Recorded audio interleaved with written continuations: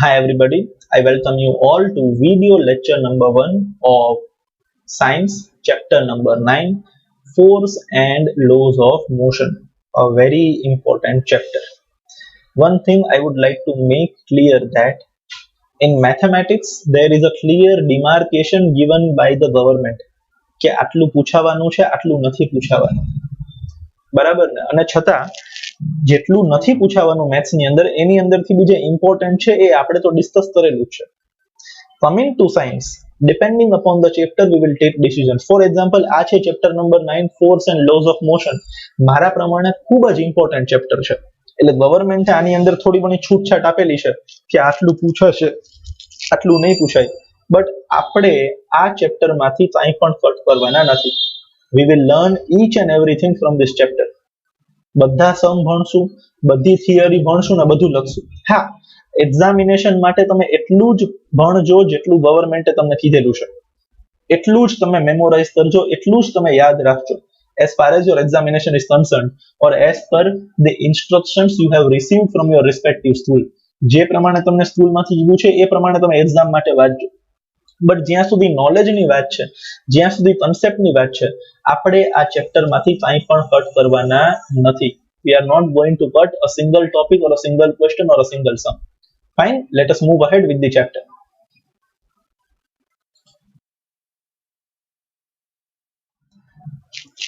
Alright, let us start with the introductory part of the chapter.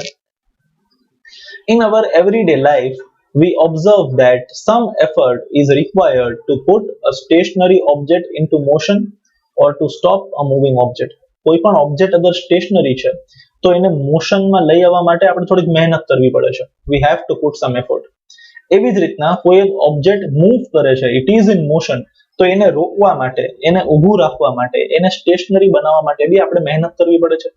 સીધી વસ્તુ છે, તમે સાયકલ ઉપર ઊભા છો, બેઠા છો સાયકલ ઉપર અને સાયકલ ચાલી નથી રહી, તો એ સાયકલને ચલાવવા માટે તમારે એને પેડલ મારવા પડશે. તો સ્ટેશનરી ઓબ્જેક્ટને મોશનમાં લઈ આવવા માટે મહેનત કરવી પડશે. ઇન ધ સેમ વે તમારી સાયકલ ચાલી રહી છે તો એને ઊભી રાખવા માટે બી તમારે મહેનત કરવી પડશે. You have to apply brakes, right? So some effort is required to change the state of motion of an object, right?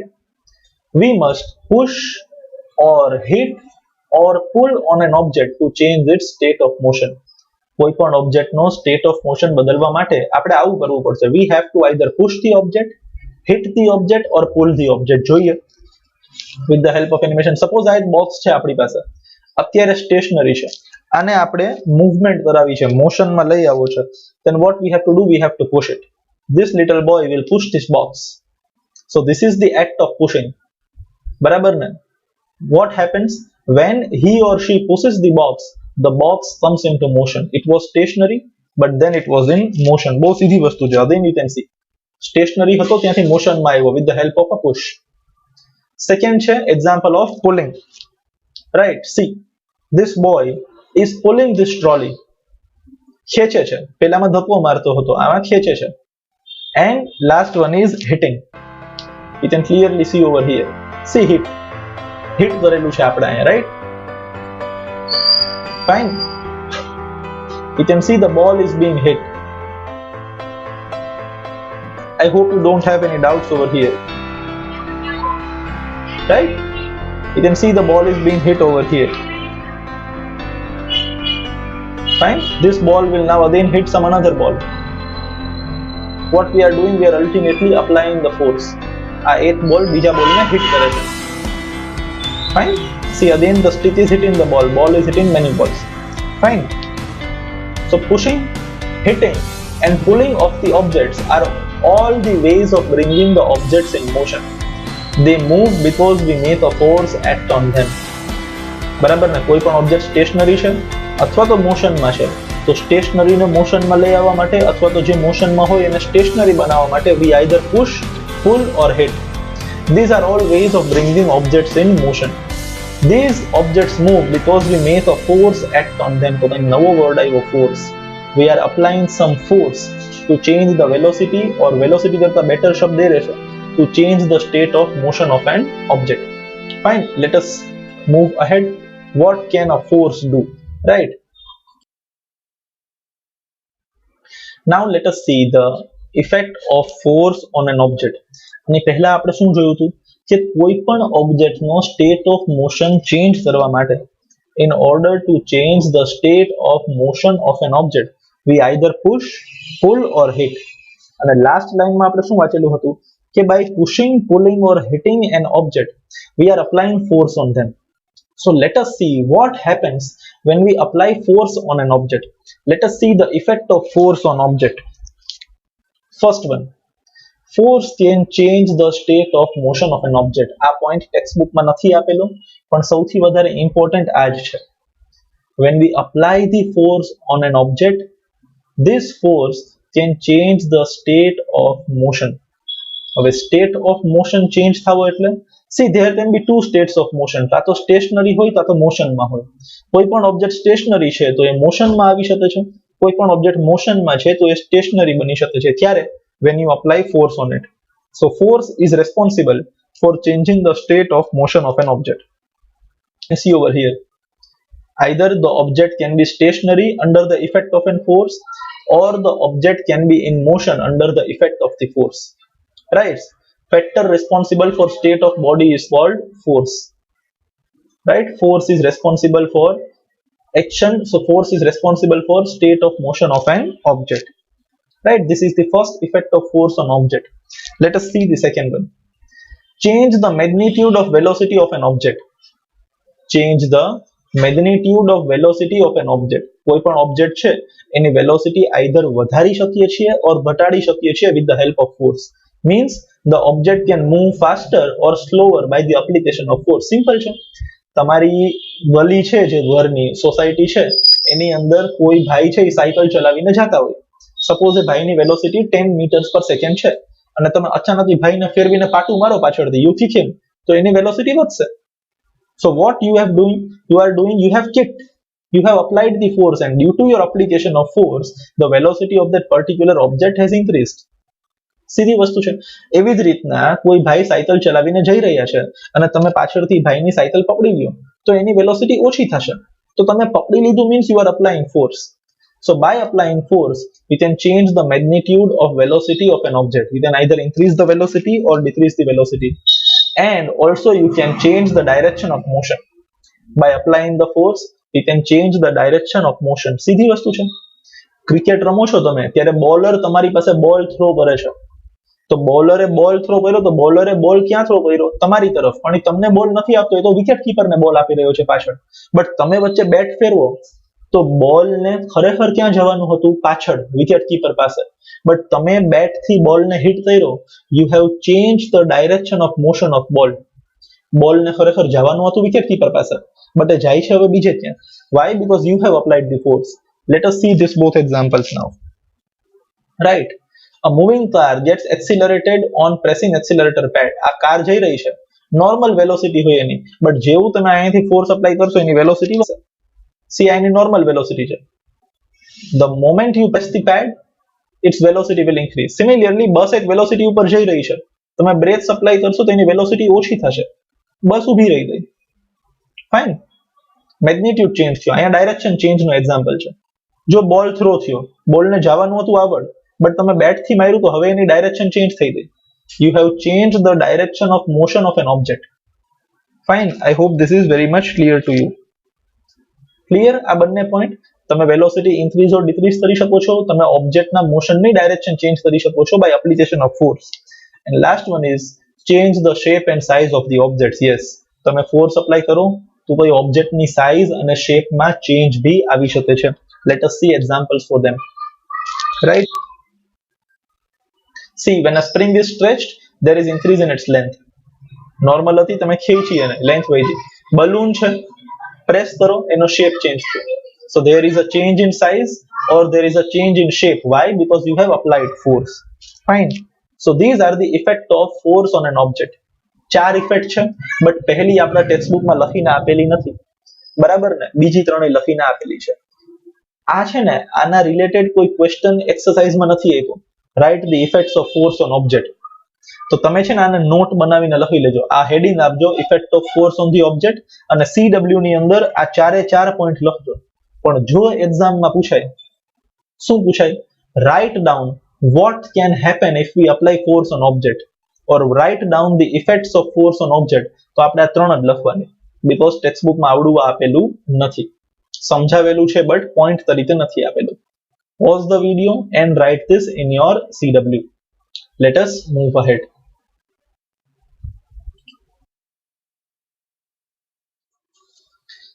Alright, so now let us learn about a very important topic, that is balanced and unbalanced forces. See, before jumping into this topic, let us first quickly revise what we have seen in the previous slide.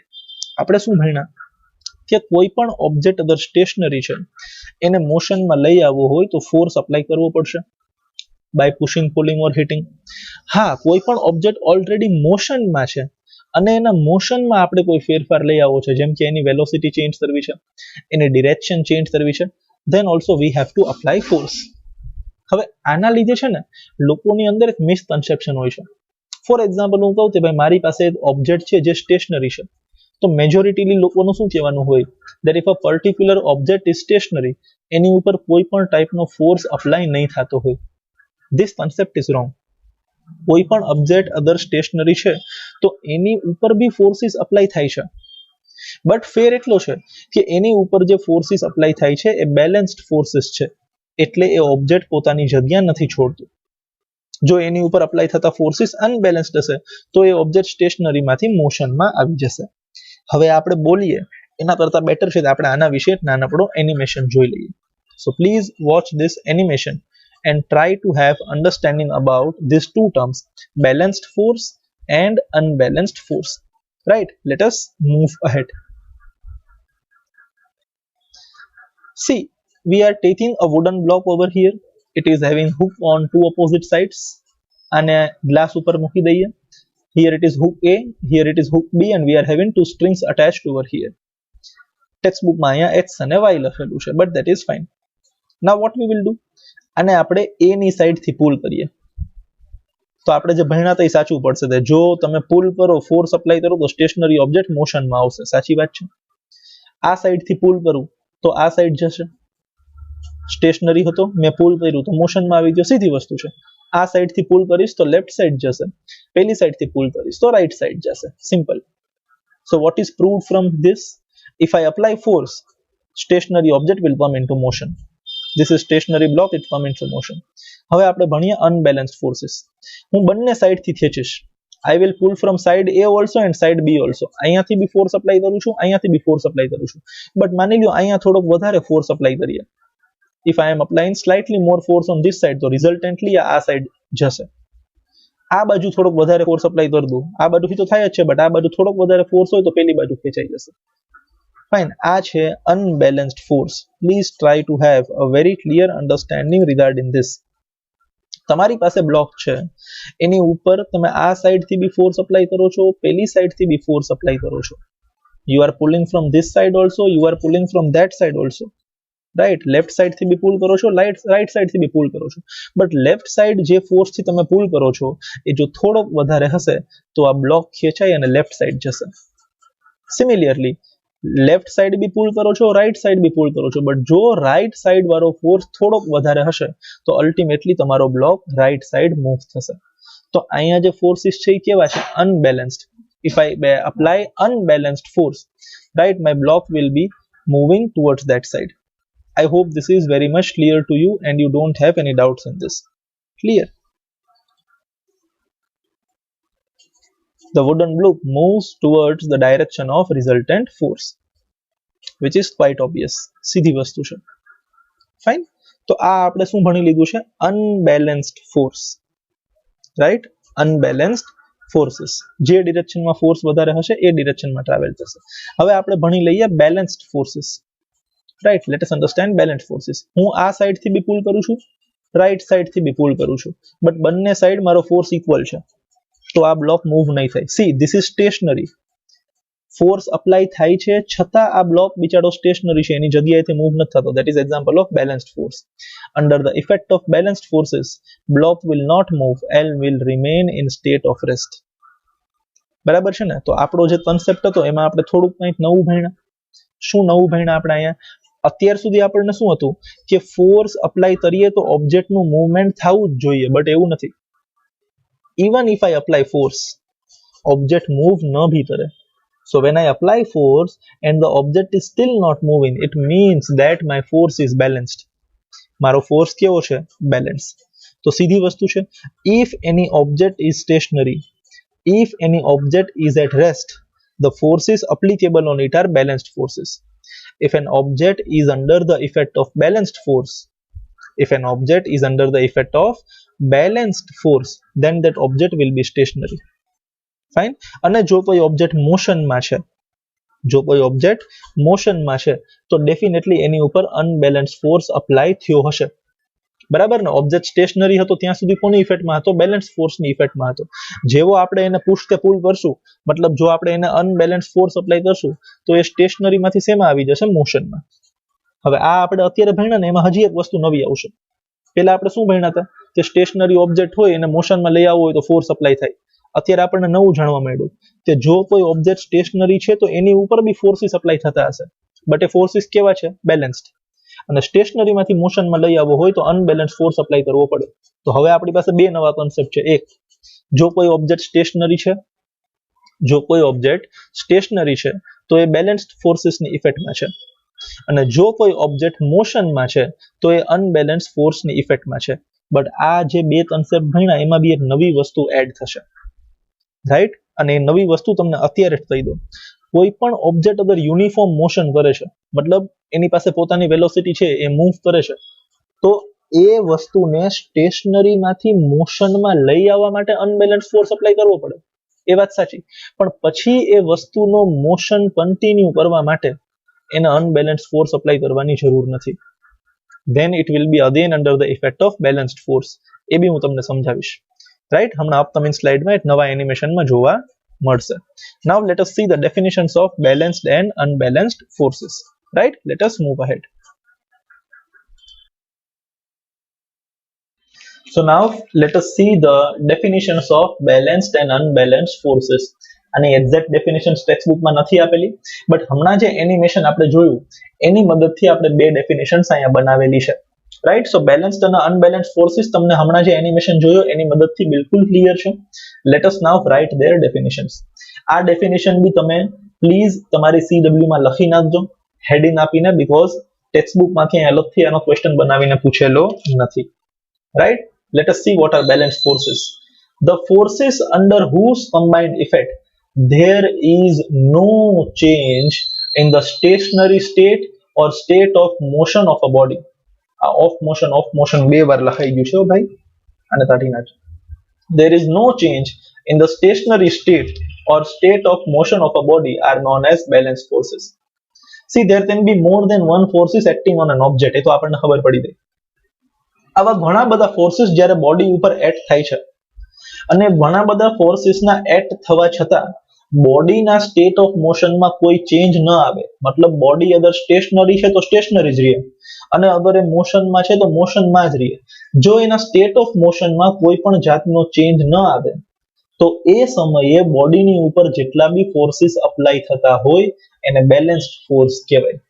For example, તમે જમીન ઉપર આરામથી બેઠા છો, હલતા ચલતા નથી, તો તમારી ઉપર એ સમયે જેટલા બી ફોર્સ અપ્લાય થાય છે those are balanced in nature because you are at rest and you remain at rest. Why you can remain at rest? Because the forces acting on you from all the sides are balanced. The net force applying on you is zero, hence there is no change. આને કહેવાય balanced force. Fine. Next is unbalanced force. આનું exact opposite. The forces under whose combined effect a stationary object comes in motion or velocity of a moving body changes are known as unbalanced forces. એક ઓબ્જેક્ટની ઉપર ઘણા બધા forces અલગ અલગ ડાયરેક્શનમાંથી apply થાય છે. એ ઓબ્જેક્ટ બિચારો આરામથી સ્ટેશનરી હતો, બટ હવે એ મોશનમાં આવી ગયો. ઇટ મીન્સ એની ઉપર જે ફોર્સિસ અપ્લાય થાય છે those are unbalanced. ઓર એ ઓબ્જેક્ટની વેલોસિટી ચેન્જ થઈ તો બી એની ઉપર જે ફોર્સિસ અપ્લાય થાય છે they are unbalanced. Right? So these are the definitions of balanced forces and unbalanced forces. Please pause the video and write both these definitions in your CW. I hope this is clear. A group of forces due to which there is no change in state of motion. State of motion બોલવું એટલે સમજી જવાનું. State of motion મતલબ stationary છે તો stationary જ રહેશે અને મોશનમાં છે તો મોશનમાં જ રહેશે. જો આમાં કોઈ ચેન્જ નથી આવતો તો ફોર્સિસ બેલેન્સ છે. પણ જો સ્ટેટ ઓફ મોશનમાં ચેન્જ આવ્યો મતલબ સ્ટેશનરી હતું કોઈ ઓબ્જેક્ટ અને હવે મોશનમાં આવી ગયો, અથવા તો કોઈ ઓબ્જેક્ટ મોશનમાં હતો અને હવે સ્ટેશનરી બની ગયો, બરાબર ને, તો એને અનબેલેન્સ્ડ ફોર્સિસ કહેશું. મતલબ કોઈ પણ ઓબ્જેક્ટને સ્ટેશનરીમાંથી મોશનમાં લઈ આવવા માટે અનબેલેન્સ ફોર્સ અપ્લાય કરવો પડશે. કોઈ પણ ઓબ્જેક્ટની વેલોસિટી ચેન્જ કરવા માટે એની ઉપર અનબેલેન્સ ફોર્સ અપ્લાય કરવો પડશે. અહીંયાથી ન્યૂટનના પહેલા લો નો જન્મ થશે. That if you want to change the state of motion of an object, if you want to change the velocity of an object, if you want a stationary object to move, if you want an object under motion to become stationary, you have to apply unbalanced force on it. Right? I hope now balanced and unbalanced forces are clear to you. Fine, pause the video and write this in your CW. Alright, so balanced અને unbalanced force ની definition આપણે લખી લીધેલી છે. ફરી પાછું એકવાર આપણે રિપીટ કરી લઈએ. If an object is under the effect of balanced force, જો કોઈ ઓબ્જેક્ટ બેલેન્સ્ડ ફોર્સની ઇફેક્ટમાં છે તો એ ઓબ્જેક્ટ સ્ટેશનરી હશે ઓર યુનિફોર્મ મોશનમાં હશે. હવે સ્ટેશનરી વાળો કોન્સેપ્ટ તમને ક્લિયર છે, બટ યુનિફોર્મ મોશન વાળો કોન્સેપ્ટ તમને હજી ક્લિયર નથી. રાઈટ? અને હા, જો સ્ટેશનરી ઓબ્જેક્ટને મોશનમાં લઈ આવવો હોય અથવા તો યુનિફોર્મ મોશન છે એમાંથી નોન યુનિફોર્મ બનાવવો હોય તો એના માટે તો અનબેલેન્સ ફોર્સ રેસ્પોન્સિબલ છે જ. રાઈટ? થોડુંક જે હજી તમારા મનમાં કચાશ છે ને તો ભાઈ હજી સર થોડુંક બેલેન્સ્ડ ફોર્સિસમાં કોઈ પણ ઓબ્જેક્ટ મોશનમાં હોય છતાં બી બેલેન્સ્ડ ફોર્સિસની ઇફેક્ટની અંદર હોય એ કેવી રીતના પોસિબલ છે એ તમને હું ક્લિયર કરીશ આ નાનકડા એનિમેશનથી. રાઈટ? તો આ એકવાર આપણે સમજી લઈએ ને પછી તમને બિલકુલ ક્લિયર થઈ જશે કે બેલેન્સ્ડ ફોર્સિસના ઇફેક્ટની અંદર ઓબ્જેક્ટને શું થશે અને અનબેલેન્સ્ડ ફોર્સિસના ઇફેક્ટની અંદર ઓબ્જેક્ટને શું થશે. બેલેન્સ્ડ ફોર્સ તમને સમજાય છે? એક ઓબ્જેક્ટની ઉપર બે ડાયરેક્શનમાંથી ફોર્સ લાદે છે. ફોર્સની અમાઉન્ટ ઇક્વલ જ છે બટ ફોર્સની ડાયરેક્શન ઓપોઝિટ છે તો બંને ફોર્સિસ એકબીજાની ઇફેક્ટને કેન્સલ કરશે અને અલ્ટિમેટલી ઓબ્જેક્ટ જ્યાં હતો ત્યાંનો ત્યાં જ રહેશે. આ છે બેલેન્સ્ડ ફોર્સ. રાઈટ? બટ એવું આપણે સમજી ગયા કે બેલેન્સ્ડ ફોર્સની ઇફેક્ટની અંદર હોય તો સ્ટેશનરી જ હોય પણ યુનિફોર્મ મોશનની અંદર બી હોઈ શકે. એ હમણાં આ બોલ વાળા એક્ઝામ્પલમાંથી ક્લિયર થશે. Right? Let us understand that.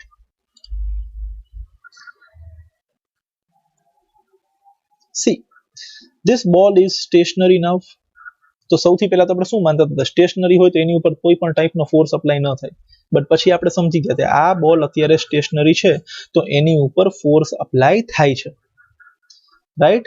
આ બોલ અત્યારે સ્ટેશનરી છે તો એની ઉપર ફોર્સ અપ્લાય થાય છે. કઈ ટાઈપનો ફોર્સ અપ્લાય થાય છે? બેલેન્સ્ડ ફોર્સ અપ્લાય થાય છે. જો ઉપરથી નીચે આની ઉપર ગ્રેવિટેશનલ ફોર્સ અપ્લાય થાય છે નીચેની ડાયરેક્શનમાં, તો નીચે એને જમીન સપોર્ટ આપે છે, જમીન બી નીચેથી ઉપરની ડાયરેક્શનમાં એટલો જ ફોર્સ અપ્લાય કરશે.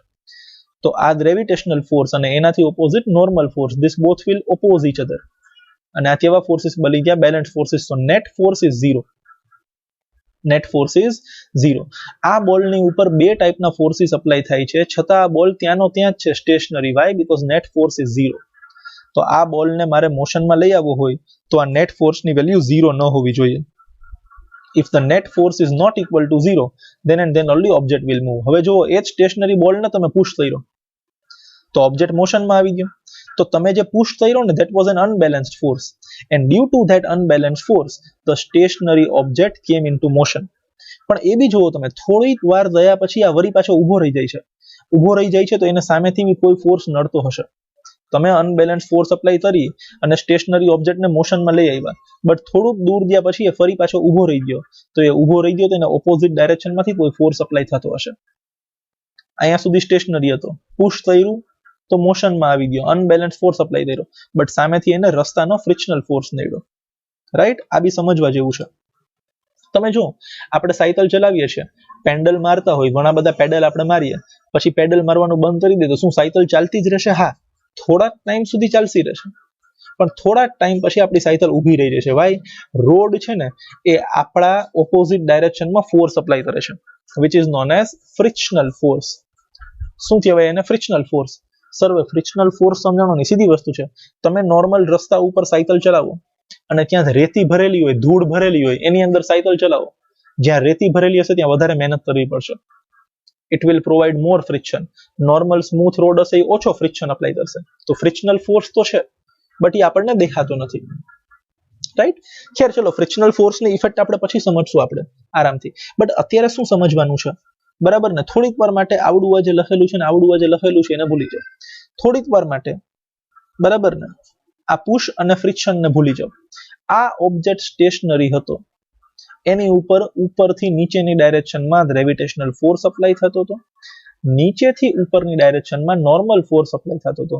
These both forces are equal in magnitude and opposite direction, hence they are balanced forces. અને આ ઓબ્જેક્ટની ઉપરનો નેટ ફોર્સ શું હતો? 0. Because the net force was 0, the object was stationary. મસ્ત બિચારાની બેલેન્સ્ડ પોઝિશન હતી. હવે એ ઓબ્જેક્ટને મેં અહીંયાથી લાત મારી.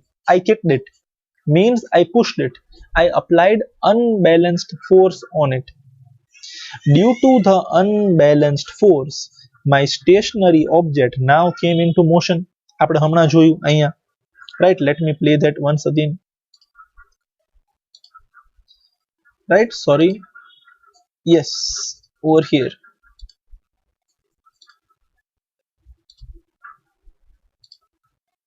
See, my object was stationary. But when I pushed it, when I applied unbalanced force, it started moving. તો સ્ટેશનરી ઓબ્જેક્ટને મોશનમાં લઈ આવવા માટે આ ભાઈએ અનબેલેન્સ ફોર્સ અપ્લાય કર્યો. પણ હવે આ છે ને ઓબ્જેક્ટ, એનું મૂવમેન્ટ કન્ટિન્યુ થવું જોઈએ, બટ કન્ટિન્યુ ન થયું. થોડુંક દૂર જઈને ઊભું રહી ગયું તો સામેથી કોઈ ફોર્સ અપ્લાય થતો હશે. એ જે સામેથી ફોર્સ અપ્લાય થાય છે કયો ફોર્સ અપ્લાય થાય છે? Frictional force. રાઈટ? ફોર્સિસ ફરી પાછા બેલેન્સ થઈ ગયા અહીંયા, અને ઓબ્જેક્ટ ફરી પાછો બિચારો ઊભો રહી ગયો. તો એ જે સામેથી ફોર્સ અપ્લાય થાય છે દેટ ઇઝ ફ્રિક્શનલ ફોર્સ. એના વિશે બી આપણે ઘણી બધી વસ્તુ સમજશું હમણાં નેક્સ્ટ સ્લાઇડની અંદર. But I hope this is clear. તો સ્ટેશનરી ઓબ્જેક્ટને મોશનમાં લઈ આવવા માટે અનબેલેન્સ ફોર્સ અપ્લાય કરવો પડે, આટલું આપણે ભણ્યા. બટ હવે આજે આપણે વિચારીએ છીએ એમાં થોડીક નવીનતા લઈ આવીએ કે માની લ્યો મેં જ્યારે પુશ અપ્લાય કર્યો, when I pushed the ball, when I kicked the ball, અને આવડો આ ફ્લોર જો ફ્રિક્શનલેસ હોય, મતલબ આ જે રોડ છે એ કોઈ પણ ટાઈપનો ફ્રિક્શન જો અપ્લાય ન કરે, તો આ બોલને એકવાર મેં કિક કર્યો ને પછી આ બોલ આગળ ચાલ્યો જ જશે. સપોઝ એની વેલોસિટી છે 2 metres per second.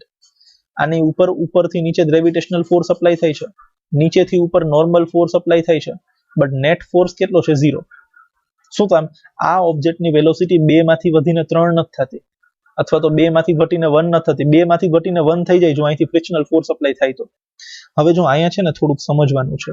I will pause the video. આ ઓબ્જેક્ટ મોશનમાં હતો, right? It is in motion, છતાં એ કોની ઇફેક્ટમાં છે? બેલેન્સ્ડ ફોર્સિસની ઇફેક્ટમાં છે.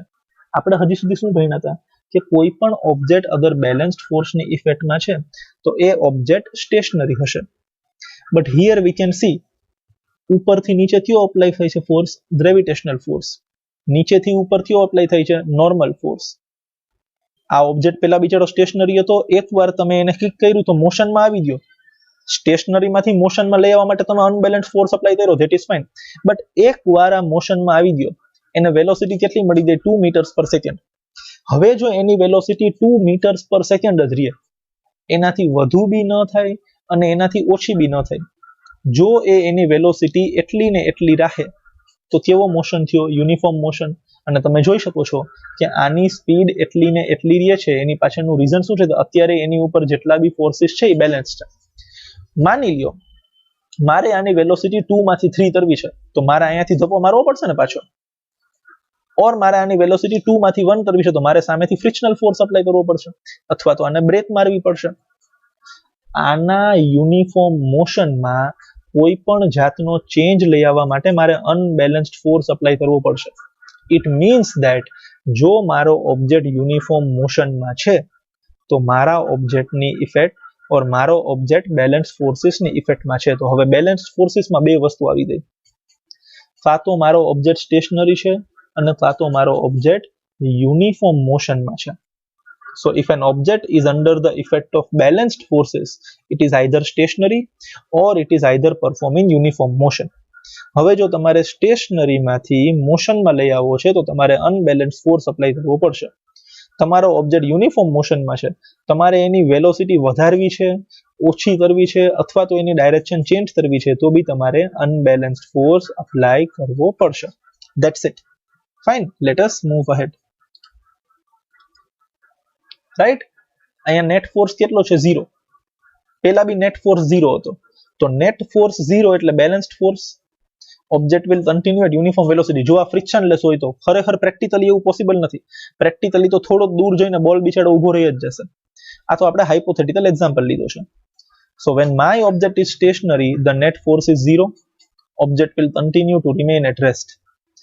Or object will continue to move with uniform velocity. In that case also net force is 0. This is also balanced force. This is also balanced force. અહીંયા બી મારા forces balance છે, અહીંયા બી મારા ફોર્સિસ બેલેન્સ છે, but here my object is at rest. It is stationary and here my object continues to remain at uniform velocity. Fine. તો તમારી સામે જ અહીંયા લખેલું છે. આ જે બે વસ્તુ લખેલી છે એને ખૂબ સારી રીતના સમજી લેજો. My object, right, is either stationary or it is at uniform velocity, the net force is 0. મારો ઓબ્જેક્ટ સ્ટેશનરી હોય તો એની ઉપરનો નેટ ફોર્સ 0 છે. મારો ઓબ્જેક્ટ અગર યુનિફોર્મ વેલોસિટીમાં છે તો બી એનો નેટ ફોર્સ 0 છે, પ્રોવાઇડેડ કે આવડું આ ફ્રિક્શન લેસ સરફેસ હોય તો. માની લ્યો આ રોડ ફ્રિક્શન વાળો હોય તો થોડાક સમય પછી મારો બોલ જઈને ઊભો રહી જશે તો એની વેલોસિટી ઘટી, અને વેલોસિટી ઘટી તો અનબેલેન્સ ફોર્સ અપ્લાય થયો. તો ફ્રિક્શન ભણવો ખૂબ જ જરૂરી છે. બટ ફ્રિક્શન ભણતા પહેલા એક વસ્તુ આપણે લખી લઈએ. રાઈટ, મારો ફોર્સ, મારો જે ઓબ્જેક્ટ છે એ સપોઝ બેલેન્સ્ડ ફોર્સિસની ઇફેક્ટમાં છે. તો બેલેન્સ્ડ ફોર્સિસની ઇફેક્ટમાં છે તો બે વસ્તુ હોઈ શકે. Either my object is stationary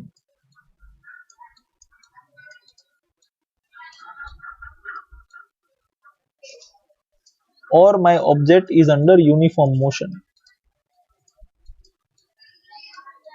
Right? Either my object is stationary or it is under the effect of uniform motion. હવે જો મારે એને સ્ટેશનરી માંથી મોશનમાં લઈ આવવો હોય તો મારે એની ઉપર અનબેલેન્સ્ડ ફોર્સ અપ્લાય કરવો પડશે. એ યુનિફોર્મ મોશનમાં છે, બરાબર ને? મતલબ એની વેલોસિટી કોન્સ્ટન્ટ છે. હવે જો મારે એની વેલોસિટી વધારવી હોય અથવા તો એની વેલોસિટી ઘટાડવી હોય, in that case also I have to apply unbalanced force. Clear? તો હવે આપણે કન્સેપ્ટમાં બિલકુલ ક્લિયર થઈ રહ્યા છે. If my object is stationary or my object is moving with uniform velocity, my object is stationary or my object is moving with uniform velocity, then it is under the effect of balanced force. હવે stationary માંથી મોશનમાં લઈ આવવા માટે મારે એકવાર unbalance force apply કરવો પડશે, और યુનિફોર્મ મોશનમાંથી મારે એની વેલોસિટી વધારવી હોય તો ઘટાડવી હોય તો મારે એની ઉપર અનબેલેન્સ ફોર્સ અપ્લાય કરવો પડશે. અને ઊંધી રીતના સમજીએ તો જ્યાં સુધી હું અનબેલેન્સ્ડ ફોર્સ અપ્લાય ન કરું ત્યાં સુધી મારો ઓબ્જેક્ટ કાં તો સ્ટેશનરી રહેશે અને કાં તો યુનિફોર્મ મોશનમાં રહેશે. Right, that's it. બટ આ બધાની વચ્ચે એક નવો ફોર્સ આપણને જાણવા મળ્યો, ધેટ ઇઝ ફ્રિક્શનલ ફોર્સ, જે દેખાતો નથી પણ છે. એના વિશે આપણે થોડું જ સમજી લઈએ. Late us move ahead and try to understand frictional force. Right, now let us understand the frictional force.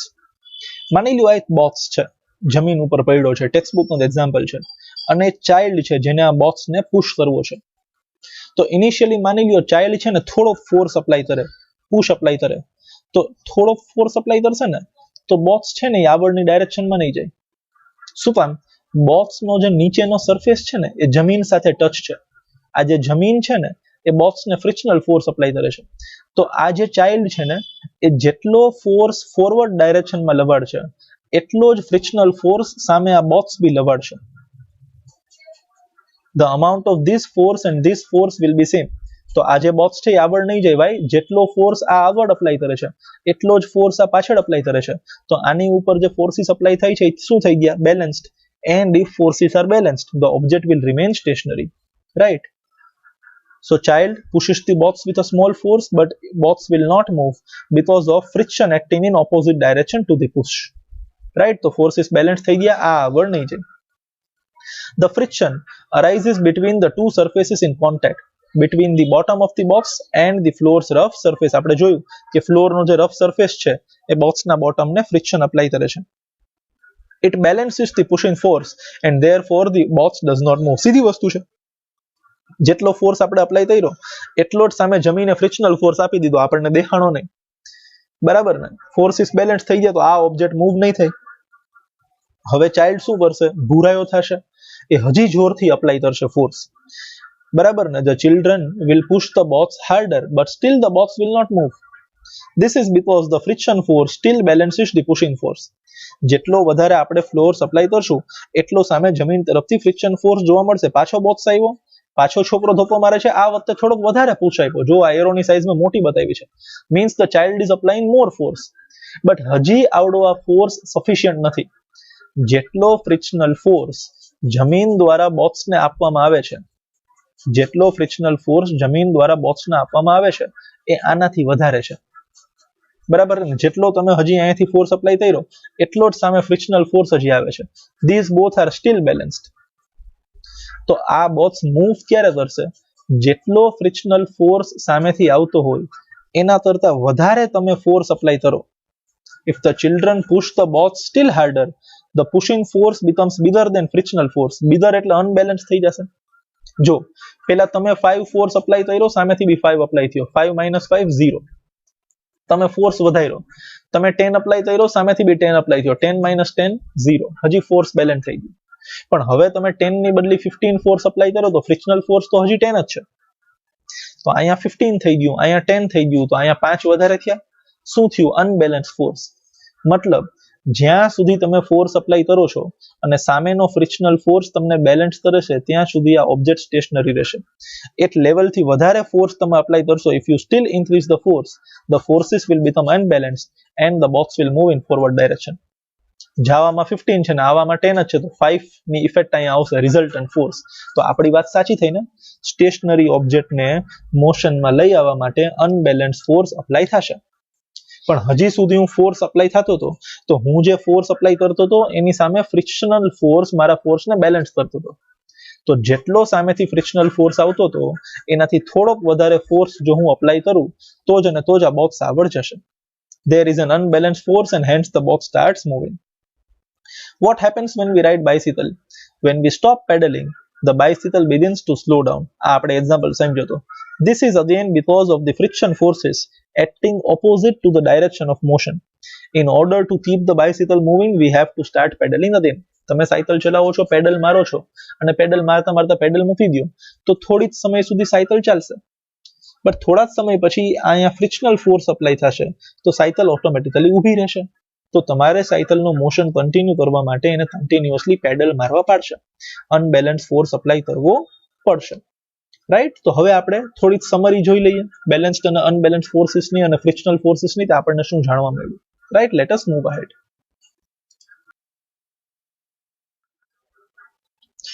Fine, let us see the summary.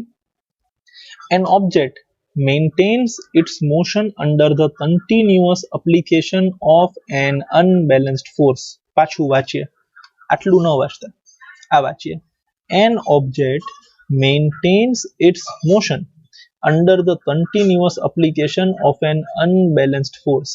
આ જે લાઈન છે ને એ સાચી બી છે અને ખોટી બી છે. સમજો લાઈન શું કહેવા માંગે છે તમને ગુજરાતીમાં? કે કોઈ પણ ઓબ્જેક્ટ છે એને જો એનો મોશન કન્ટિન્યુ કરવો હોય તો એની ઉપર આપણે કન્ટિન્યુઅસલી અનબેલેન્સ્ડ ફોર્સ અપ્લાય કરવો પડે. હવે આ વસ્તુ ડિપેન્ડ થાય છે કે તમારો જે સરફેસ છે એ ફ્રિક્શનલ ફોર્સ તમને અપ્લાય કરે છે કે નથી કરતો. જો મારો સરફેસ મને ફ્રિક્શનલ ફોર્સ અપ્લાય ન કરતો હોય, if my surface is not providing me frictional force, તો મારે મારા ઓબ્જેક્ટનો મોશન કન્ટિન્યુ કરવા માટે અનબેલેન્સ ફોર્સની કોઈ જરૂર નથી. એકવાર મારું મોશન ચાલુ કરવા માટે મને પોતે ધક્કો મારી દીધો અને સામેથી મને કોઈ ટાઈપનો ફ્રિક્શનલ ફોર્સ અપ્લાય નથી થતો, then in order to maintain my motion, I do not need any unbalanced force. Right? This statement is incorrect. but incorrect when my surface is frictionless. But practically આ statement સાચો છે. Practically માની લો હું cycle ચલાવું છું, cycle ચલાવવા માટે મેં પેન્ડલ માર્યા, સ્ટેશનરી માંથી મોશનમાં આવી ગયો અનબેલેન્સ ફોર્સ અપ્લાય કરીને. હવે મારી સાયકલ શું ચાલતી જ રહેશે? ના, થોડીક દૂર જઈને મારી સાયકલ ઊભી રહેશે. તો મારી સાયકલનું મોશન કન્ટિન્યુ કરવા માટે મારે કન્ટિન્યુઅસલી અનબેલેન્સ્ડ ફોર્સ અપ્લાય કરવો પડશે, બીકોઝ ઇન પ્રેક્ટિકલ લાઈફ મને સામે ફ્રિક્શનલ ફોર્સ અપ્લાય થાય છે. Right? I hope this is clear. ન સમજાણું હોય તો પાછું સાંભળજો આટલું રિવાઇન્ડ કરીને. An object moves with a uniform velocity when forces acting on object are balanced and there is no net external force on it. બરાબર છે? કોઈ પણ ઓબ્જેક્ટ અગર યુનિફોર્મ વેલોસિટી થી મૂવ થાય છે તો એની ઉપરના બધા ફોર્સિસ બેલેન્સ છે and there is no net external forces on it. But ક્યારે? પુશિંગ ફોર્સ અને ફ્રિક્શનલ ફોર્સ બેલેન્સ્ડ હોય તો. જેટલો પુશિંગ ફોર્સ અપ્લાય થાય છે એટલો જ ફ્રિક્શનલ ફોર્સ અપ્લાય થતો હોય અને મારો ઓબ્જેક્ટ યુનિફોર્મ વેલોસિટીથી મૂવ થતો હોય તો એને કોઈ પણ જાતના એક્સટર્નલ ફોર્સની જરૂર નથી. જે આપણે હમણાં ઓલા ફૂટબોલ વાળા વિડીયોમાં જોયું હતું કે મારો ઓબ્જેક્ટ યુનિફોર્મ વેલોસિટીથી આગળ જતો હોય તો એની ઉપરનો નેટ ફોર્સ કેટલો છે? 0. હવે એની યુનિફોર્મ વેલોસિટીમાં મારે ચેન્જ લઈ આવવો છે, મતલબ મારે એની વેલોસિટી વધુ કરવી છે અથવા તો ઓછી કરવી છે, તો મારે અનબેલેન્સ ફોર્સ અપ્લાય કરવો પડશે. મારે જો એની વેલોસિટી યુનિફોર્મ રાખવી છે તો એની ઉપરના બધા ફોર્સિસ કેવા હોવા જોઈએ? બેલેન્સ્ડ હોવા જોઈએ. Right? If an unbalanced force is applied on the object, there will be change in either the speed or direction of motion. Thus, to accelerate the motion of an object, an unbalanced force is required, and the change in speed would continue as long as the unbalanced force is applied. See, simple છે. આ બંને પોઈન્ટના કનેક્શનમાં સમજીએ. મારો object stationary હતો, એને મેં એકવાર push apply કર્યો, અનબેલેન્સ ફોર્સ અપ્લાય કર્યો તો એ ઓબ્જેક્ટ મોશનમાં આવી ગયો. હવે માની લ્યો મારો ઓબ્જેક્ટ મોશનમાં આવી ગયો ને એની નીચેના સરફેસ ઉપર કોઈ પણ ટાઈપનો ફ્રિક્શન અપ્લાય થતો નથી, થોડીક વાર માટે એવું માની લ્યો. મારા ઓબ્જેક્ટને મેં ધક્કો માર્યો, ઓબ્જેક્ટની વેલોસિટી મળી ગઈ 10 meters per second. My object will continue to move at the velocity of 10 meters per second. જો સામેથી કોઈ ફ્રિક્શન અપ્લાય નહીં થાય તો મારા ઓબ્જેક્ટનો મોશન કેવો બની ગયો? યુનિફોર્મ. ઇટ મીન્સ ધેટ મારા ઓબ્જેક્ટની વેલોસિટી 10 meters per second જ રહેશે, બીકોઝ એની ઉપર અત્યારે બધા ફોર્સિસ જે અપ્લાય થાય છે એ કેવા ફોર્સિસ છે? Balanced forces. મારા ઓબ્જેક્ટની વેલોસિટી 10 માંથી 15 નહીં થાય અને 10 માંથી 5 બી નહીં થાય. Why? The forces applied on it are balanced. હવે જો મારે મારા ઓબ્જેક્ટની વેલોસિટી 10 માંથી 15 કરવી છે અથવા તો 10 માંથી 5 કરવી છે, મતલબ મારે મારા ઓબ્જેક્ટનો મોશન ચેન્જ કરવો છે. I want to change the speed, than I have to apply unbalanced force. અને આ જે ચેન્જ છે એ ત્યાં સુધી એપ્લિકેબલ રહેશે જ્યાં સુધી હું અનબેલેન્સ ફોર્સ અપ્લાય કર્યા રાખીશ ત્યાં સુધી.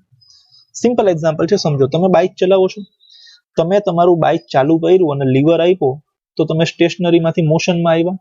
તમે લીવર આપ્યું, એક્સિલરેશન આપ્યું, ઇટ મીન્સ ધેટ તમે અનબેલેન્સ ફોર્સ અપ્લાય કર્યો. હવે તમે તમારી બાઇકનું જે એક્સિલરેટર છે એ 30 ની સ્પીડ ઉપર ચોંટાડીને બેસી ગયા.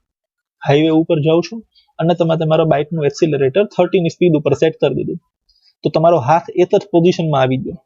હવે તમે તમારો હાથ મૂવ નથી કરતા તો તમારી જે વેલોસિટી છે એ 30 જ રહેશે. 30 થી વધુ બી નહીં થાય, 30 બી ઓછી નહીં થાય. 30 ની સ્પીડ ઉપર તમારું બાઇક ચાલ્યા જ કરશે. પ્રેક્ટિકલી પોસિબલ નથી, બટ એવું માની લો તો રસ્તા ઉપર કોઈ છે જ નહીં, કોઈ ડિસ્ટર્બન્સ જ નથી. તમે તમારો એક્સિલરેટર છે એ ચોંટાડીને બેસી ગયા, તમારો હાથ એક જ પોઝિશનમાં આવી ગયો. તમારી વેલોસિટી 30 થી ઉપર બી નથી જતી, નીચે બી નથી જતી, તો તમારો મોશન કેવો છે? યુનિફોર્મ. અને તમારી ઉપર ફોર્સિસ કેવા છે? બેલેન્સ્ડ. હવે તમે તમારો હાથને ફોલ્ડ કરી જાઓ છો, એક્સિલરેશન આપતા જાઓ છો, 30 માંથી 40 થશે, 40 માંથી 50 થશે, 50 માંથી 60 થશે. પણ આ જે સ્પીડ છે એની અંદર જો ચેન્જ મારે કન્ટિન્યુઅસલી રાખવો, 30 માંથી 40, પછી 40 એ ઊભી ન રહેવી જોઈએ, 40 માંથી 50, 50 માંથી 60 આ ચાલુ જ રહેવું જોઈએ. તો તમારો એક્સિલરેશનને જે તમે ફેરવો છો એ બી ચાલુ જ રહેવું જોઈએ. બરાબર ને? તમે જે એક્સિલરેટર પ્રેસ કરો છો એ પ્રેસ કરવાનું તમારે કન્ટિન્યુ રાખવું પડશે. ત્યાં સુધી તમારી સ્પીડ વધતી રહેશે જ્યાં સુધી તમે અનબેલેન્સ ફોર્સ અપ્લાય કરી રાખશો. તમે એકવાર 30 માંથી 40 માં આવી ગયા ને વળી પાછો તમે તમારો હાથ જમાવી દીધો એમને, તો હવે તમારી 40 ની સ્પીડ કન્ટિન્યુ થશે. એ કેસમાં તમે વળી પાછા બેલેન્સના મોડમાં આવી ગયા. પણ 40 માંથી 50, 50 માંથી 60, 60 માંથી 70, 80, 90, 100, if you want to go on increasing the speed, then you have to continuously apply the unbalanced forces. જ્યાં સુધી તમે અનબેલેન્સ ફોર્સિસ અપ્લાય કરી રાખશો ત્યાં સુધી તમારી મોશનમાં ચેન્જ આવતો જશે. Fine. However, if the force is removed completely, then the object would continue to move with velocity it has acquired till then. જો તમે આ અનબેલેન્સ ફોર્સ અપ્લાય કરવાનું બંધ કરી દેશો, ઇનફેક્ટ ફોર્સ જ અપ્લાય કરવાનું બંધ કરી દેશો, તો ઓબ્જેક્ટ છે યુનિફોર્મ મોશનથી ચાલતો રહેશે જો સરફેસ ફ્રિક્શનલેસ હશે તો. But practically that is not possible. Practically તો જેવો તમે ફોર્સ અપ્લાય કરવાનો બંધ કરશો તો ત્યાં સુધીની જે વેલોસિટી હશે એ થોડીક વાર રહેશે. તમે તમારી બાઇકને 0 થી 40 ઉપર લઈ ગયા, 40 ઉપર તમે ચાલતું રાખ્યું, હવે તમે તમારું એક્સિલરેટર મૂકી દીધું તો 40 માંથી 30, 30 માંથી 20, 20 માંથી 10 ને 10 માંથી slowly 0. Your object will again become stationary. Why? સામેથી ફ્રિક્શનલ ફોર્સ અપ્લાય થશે. જો ભાઈ આ થોડુંક ડિટેલમાં સમજવું જરૂરી છે, એટલે કન્ફ્યુઝન થાય તો પૂછી લેજો, પણ થરોલી સમજવાનું છે. તમે શું છે ડેફિનેશન યાદ રાખી લ્યો, માર્ક્સ આવી જાય, પણ તમને ટોપિકમાં કંઈ ખબર ન પડતી હોય તો એનો કોઈ મીનિંગ નથી. Fine, let us move ahead.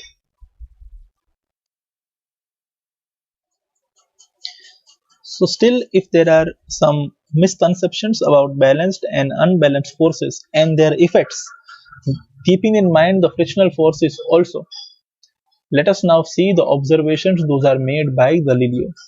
Right, Galileo made some very good observations which are recorded in our textbook. Let us see them one by one. So this is Galileo, and he has done some experiments with the rolling bodies, fine, and slopes. So let us see observation number 1 of Galileo. See, what he has done is, he is trying to slide the ball downwards. અહીંયાથી કોઈ force apply નથી થયો, તો જ્યારે બોલ downward જાય છે automatically its velocity increases. It is under the effect of accelerated motion. So when ball moves downwards its velocity increases. This was the first observation recorded. Second one, opposite to this, we are trying to slide the ball in upward direction. So when I slide the ball in upward direction, its velocity decreases automatically. મેં કોઈ force apply નથી કરી, automatically એની velocity ઘટે છે. Right, so when ball moves upwards, its velocity decreases. આ બંને observation ગલીલિયો ભાઈએ record કરી લીધા. હવે ગલીલિયો ભાઈ આ બંનેનું કોમ્બિનેશન કરશે. રાઈટ, સી અહીંયાથી બોલને નીચે જવા દેશે, પણ સામે ફ્રિક્શનલેસ હોરિઝોન્ટલ સરફેસ, ફ્રિક્શનલેસ, કોઈ પણ ટાઈપનો ફ્રિક્શન નહીં આવે. સો વેલોસિટી ઇન્ક્રીઝ થઈ અહીંયા આવીને જે કાંઈ બી વેલોસિટી હશે એ જ વેલોસિટીથી બોલ આગળ મૂવ કરવાનું કન્ટિન્યુ કરશે. બરાબર ને? પછી એ વેલોસિટીમાં કોઈ ફેરફાર આવશે નહીં, because the surface was frictionless. Fine, so in order to maintain the motion with constant velocity, external force is not needed. સમજો આ જે વસ્તુ હું કહું છું તે. રાઈટ, બોલને તમે અહીંયા મૂક્યો, બોલે અહીંયાથી લઈને અહીંયા સુધી ટ્રાવેલ કર્યું, એની વેલોસિટી વધતી ગઈ. Ball was stationary. Due to the slope over here, its velocity went on increasing. અહીંયા આવી ગયું એટલે બોલની વેલોસિટી ફાઇનલ થઈ ગઈ. માની લ્યો જ્યારે બોલ અહીંયા હતો ત્યારે એની વેલોસિટી 0 હતી. બોલ અહીંયા પહોંચી ગયો ત્યારે એની વેલોસિટી સપોઝ 50 થઈ ગઈ. અહીંયા પહોંચ્યા પછી એની વેલોસિટી 50 થઈ ગઈ, પછી એ બોલ 50 ની સ્પીડ ઉપર અહીંયા ટ્રાવેલ કરવાનું ચાલુ જ રાખશે. Why? This surface is frictionless. એને સામે કોઈ પણ ટાઈપનો ફ્રિક્શન અપ્લાય થવાનો નથી. The ball will continue to move over here with the same velocity, that is 50 metres per second. 50 થી એની વેલોસિટી વધવાની બી નથી, 50 થી એનો વેલોસિટી ઘટવાની બી નથી. પણ શું એની વેલોસિટી 50 રાખવા માટે આપણે એને કન્ટિન્યુઅસલી કોઈ ફોર્સ અપ્લાય કરવો પડે છે? ના. તો આપણે જે ઓલો પોઈન્ટ નંબર 1 સમજ્યા હતા હમણાં આનાથી પહેલાની સ્લાઇડમાં, કે in order to maintain the motion unbalance force is required, but unbalance force is not required continuously. એકવાર મેં ફોર્સ અપ્લાય કરી દીધો, વેલોસિટી મળી ગઈ, પછી એ વેલોસિટીને કન્ટિન્યુઅસ રાખવા માટે, એ મોશનને મેન્ટેન કરવા માટે કોઈ external force is not necessary, provided તે સરફેસ ફ્રિક્શન લેસ હોવો જોઈએ. મગજમાં રાખજો, થિયોરેટિકલ વસ્તુ અલગ છે, પ્રેક્ટિકલ વસ્તુ અલગ છે. થિયરી શું કહે છે કે એકવાર કોઈ ઓબ્જેક્ટને તમે મોશનમાં લઈ આવ્યા અનબેલેન્સ ફોર્સ અપ્લાય કરીને, એ ઓબ્જેક્ટની વેલોસિટી 0 હતી, હવે સપોઝ 50 થઈ ગઈ, પછી એ ઓબ્જેક્ટની વેલોસિટી 50 રાખવા માટે તમારે બહારથી કોઈ અનબેલેન્સ ફોર્સ અપ્લાય કરવાની કે કન્ટિન્યુ કરવાની જરૂર નથી. ક્યારે? જો આ સરફેસ ફ્રિક્શનલેસ હોય તો. બટ જો આ સરફેસ ફ્રિક્શન વાળો હશે તો અહીંયા 50 ની વેલોસિટી હશે, થોડીક દૂર જઈને 40, 30, 20 અને પછી થઈ જશે 0. બરાબર છે? એ કેસમાં સામેથી ફોર્સ અપ્લાય થાય છે, તો સામેથી ફોર્સ અપ્લાય થાય છે તો અનબેલેન્સ થયું ને. આપણી વાત કોની છે? બેલેન્સની. જો આ સરફેસ ફ્રિક્શનલેસ છે તો આ બોલ 50 ની સ્પીડ ઉપર મોશન કન્ટિન્યુ કરે જ જશે અને એ મોશન કન્ટિન્યુ કરવા માટે કોઈ પણ એક્સટર્નલ ફોર્સની જરૂર નથી. Fine, let us move ahead. Sorry,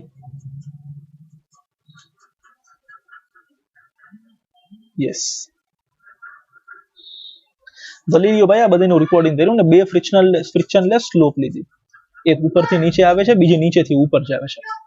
now he is dropping the ball from here, તો અહીંયા વયું ગયું. Yes, sorry for the disturbance. We are having two smooth surfaces inclined at same angles. જેટલો એંગલ આ side છે એટલો જ angle આ સાઈડ છે, and all the surfaces are frictionless. These both angles are equal. જેટલી સ્ટીપનેસ આ side છે એટલી જ આ સાઈડ બી છે. તો ક્લિયર છે કે અહીંયાથી હું બોલને મૂકીશ તો વેલોસિટી વધતી જશે વધતી જશે વધતી જશે, અને પછી બોલ અહીંયા ઉપર જશે તો velocity will start getting reduced. Right, so now we are keeping a spherical ball over here. જેટલી હાઈટ અહીંયા છે એટલી જ હાઈટ અહીંયા છે. અહીંયા આપણે ડિસ્ટન્સ માપવા માટે નોર્મલ સ્કેલ રાખી છે. જુઓ, ફાઇન, બંને એંગલ ઇક્વલ છે ને, તો ઓબ્જેક્ટ જેટલી હાઈટ ઉપર અહીંયા હતો એટલી જ હાઈટ ઉપર અહીંયા પહોંચે છે, અને જેટલો ડિસ્ટન્સ અહીંયા ટ્રાવેલ કરે છે એટલો જ ડિસ્ટન્સ અહીંયા બી ટ્રાવેલ કરે છે. અહીંયા જો લખ્યું છે 6 5 4 3 2 1, બરાબર છે, 6 5 4 3 2 1. તો બંને સાઈડ ડિસ્ટન્સીસ આર ઇક્વલ, બરાબર ને. હવે શું કરશું, આપણે એંગલને ઓછો કરતા જશું. અહીંયા બંને એંગલ સેમ છે, હવે આપણે સ્લોલી આ એંગલને નીચે લઈ આવતા જશું. We are trying to reduce the angle over here.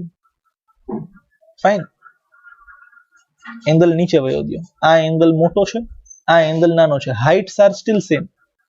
બોલની જેટલી હાઈટ અહીંયા છે એટલી જ હાઈટ ઉપર અહીંયા પહોંચી જશે, બટ હવે વધારે ડિસ્ટન્સ ટ્રાવેલ કરી શકશે. Fine, see, you can see this distance is small, આ ડિસ્ટન્સ મોટો છે, આટલો એક્સ્ટ્રા ડિસ્ટન્સ ટ્રાવેલ કરી શકે છે. D dash, which is larger than D. Fine, so if I keep on reducing this angle, હજી જો એંગલ નાનો કરું તો હાઈટ એટલી ને એટલી જ, પણ ડિસ્ટન્સ હજી વધારે ટ્રાવેલ કરશે. આનો મિનિંગ તમે સમજો, હાઈટ એટલી ને એટલી મતલબ એટલી જ એનર્જી સ્પેન્ડ થાય છે, બટ એટલી ને એટલી એનર્જીમાં ડિસ્ટન્સ વધારે ટ્રાવેલ થાય છે. You can see over here, અહીંયા જે ડિસ્ટન્સ ટ્રાવેલ કરશે that is less, બટ અહીંયા આટલો બધો ડિસ્ટન્સ ટ્રાવેલ કરી શકે છે. એનો મિનિંગ એમ કે આ એંગલને હું સુડાવીને બિલકુલ નીચે બેસાડ દઉં તો object will continue to travel up to infinity, જો આ સરફેસ ફ્રિક્શનલેસ હોય તો. રાઈટ, કમ્પેરિઝન આપી છે. વધારે એંગલ છે, ઓછો ડિસ્ટન્સ છે, જેમ એંગલ ઘટાડ્યો ડિસ્ટન્સ વધારે ટ્રાવેલ થયું. તો હવે જો હું સ્લો પર કાઢી નાખું અને આને સુડાવી દઉં, then this will travel up to infinity. અહીંયા પહોંચ્યા પછી એને એક વેલોસિટી મળી ગઈ, પછી સામેથી કોઈ ફ્રિક્શન અપ્લાય નથી થતું, તો આ બોલ ઇન્ફિનિટી સુધી સેમ વેલોસિટી પર ટ્રાવેલ કરશે. એની વેલોસિટી આપણે ત્યાં ચેન્જ કરવી પડશે નહીં. તો આનાથી આપણને શું શીખવા મળ્યું કે કોઈ પણ ઓબ્જેક્ટ અગર એકવાર યુનિફોર્મ મોશનમાં આવી ગયો તો એનો યુનિફોર્મ મોશન ટકાવી રાખવા માટે આપણે બહારથી કોઈ નેટ ફોર્સ આપવાની જરૂર નથી, જો સરફેસ ફ્રિક્શનલેસ હોય તો. પણ પ્રેક્ટિકલી એવો કોઈ ફ્રિક્શનલેસ સરફેસ પોસિબલ નથી, તો થોડીક વાર પછી આપણો ઓબ્જેક્ટ જઈને ઊભો રહી જ જશે. રાઈટ, તો જે આપણે એનિમેશનમાં જોયું હમણાં એને આપણે વર્ડ્સમાં અહીંયા સમરાઇઝ કરી દઈએ. An unbalanced force is required to change the motion of marble. બરાબર ને, માર્બલને આપણે સૌથી પહેલા ઉપર રાખતા હતા, પછી માર્બલને મોશનમાં લઈ આવવા માટે આપણે માર્બલને મૂકી દીધો, સ્લોપ અપ્લાય કર્યો, તો માર્બલને વેલોસિટી મળી ગઈ, but no net force is required to sustain the uniform motion of the marble. માર્બલને સ્ટેશનરીમાંથી મોશનમાં લઈ આવવા માટે અનબેલેન્સ ફોર્સ અપ્લાય કરવો પડ્યો, બટ એકવાર માર્બલનો મોશન ચાલુ થઈ ગયો તો એનો મોશન ટકાવી રાખવા માટે કોઈ નેટ ફોર્સ કે કોઈ અનબેલેન્સ ફોર્સની જરૂર નથી. But practically it is difficult to achieve zero unbalance force. મતલબ જે આપણે વાત કરી ને કે બોલ ને એકવાર વેલોસિટી મળી ગઈ પછી બોલ એ વેલોસિટીથી ઇન્ફિનિટી સુધી ટ્રાવેલ કરશે, કેના માટે? ફ્રિક્શનલેસ સરફેસ માટે. બટ પ્રેક્ટિકલી એવો કોઈ ફ્રિક્શનલેસ સરફેસ પોસિબલ નથી, તો થોડુંક દૂર ગયા પછી આપણો ઓબ્જેક્ટ ઊભો રહી જશે. ઇટ મીન્સ ધેટ એના અનબેલેન્સ ફોર્સ સામેથી અપ્લાય થશે જ. This is because of the presence of frictional force acting opposite to the direction of motion. Thus, in practice, the marble stops after traveling some distance. થોડુંક distance travel કર્યા પછી marble ઊભો રહી જશે. I hope this is very much clear to you. આમાં તમને કોઈ doubt હોવો જોઈએ નહીં. ક્લિયર છે? સમજો પાછું, માર્બલ સ્ટેશનરી હતો, એમાંથી મોશનમાં લઈ આવવા માટે એકવાર અનબેલેન્સ ફોર્સ આપણે અપ્લાય કર્યો. એકવાર માર્બલ મોશનમાં આવી ગયું પછી એ માર્બલનો મોશન કન્ટિન્યુ કરવા માટે કોઈ પણ જાતના અનબેલેન્સ ફોર્સની જરૂર નથી. જો સરફેસ ફ્રિક્શનલેસ હોય તો થિયોરેટિકલી માર્બલ ઇન્ફિનિટી સુધી ટ્રાવેલ કરવું જોઈએ વિથ સેમ વેલોસિટી.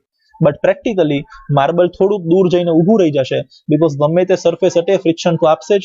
તો આપણો જે બેલેન્સ ફોર્સ હતો એ અનબેલેન્સ ફોર્સમાં કન્વર્ટ થઈ જશે and my object will stop, its velocity will reduce. Fine. આ બધી ગલીલિયોની સ્ટડી હતી ને એને આગળ વધારી ન્યૂટનભાઈએ. ન્યૂટનભાઈએ ગલીલિયોની બધી આઈડિયા જોઈ, બધું જોયું, અને ન્યૂટનભાઈએ પોતાના 3 નવા લો બનાવ્યા જેને આપણે કહીએ છીએ Newton's lose of motion. So now let us understand the Newton's first law of motion in this video lecture. Alright, so let us understand the first law of motion. જો ન્યૂટન ભાઈએ છે ને 3 બેઝિક લોઝ ઓફ મોશન બનાવ્યા છે જેના ઉપર આખા મોશનનો physics based છે. આ જે ફિઝિક્સ એઝ અ સબ્જેક્ટ ઇલાબોરેટ થયો છો ને તો એમાં ન્યૂટન ભાઈનો બહુ મોટો હાથ છે.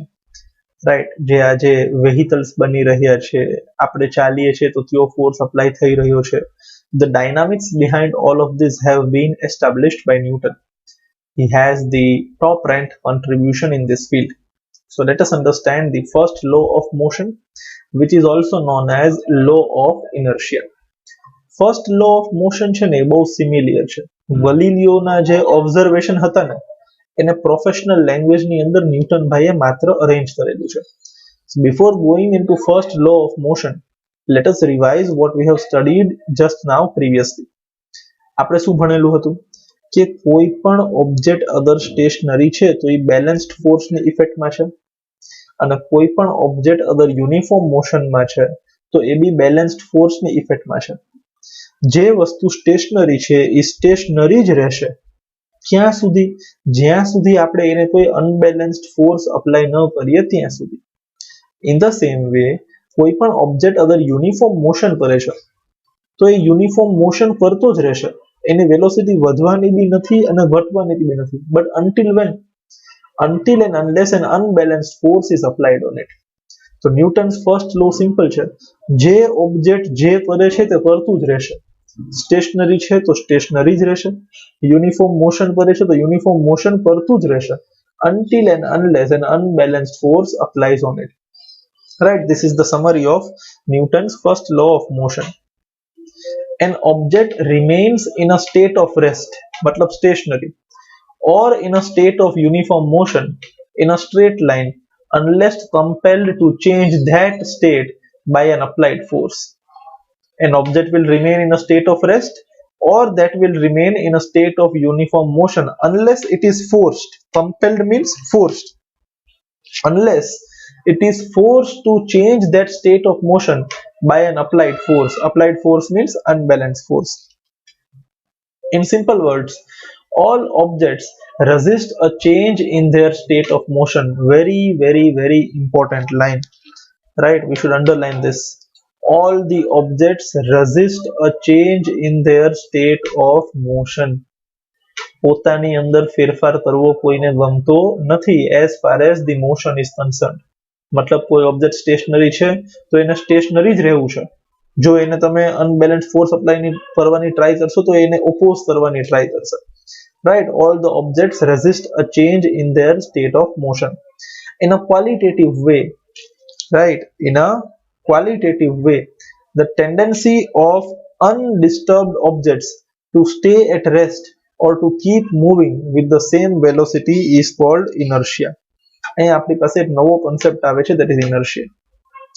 બરાબર છે ને? આ જે પ્રોપર્ટી છે ને ઓબ્જેક્ટની, ટુ રેઝિસ્ટ અ ચેન્જ, પોતાના સ્ટેટ ઓફ મોશનની અંદર કોઈ પણ ટાઈપનો ચેન્જ ન આવવા દેવો, આ જે પ્રોપર્ટી છે ને જે ઓબ્જેક્ટ પાસે છે, that property is called inertia. The quality of an object by which it resists the change in its state of motion, that quality is known as inertia. This is why the first law of motion is also known as law of inertia. Right, first law of Newton is also known as law of inertia. Let us understand the Newton's first law of motion.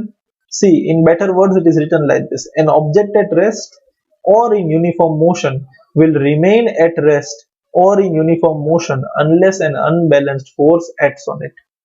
Right? Very, very simple. Just a minute.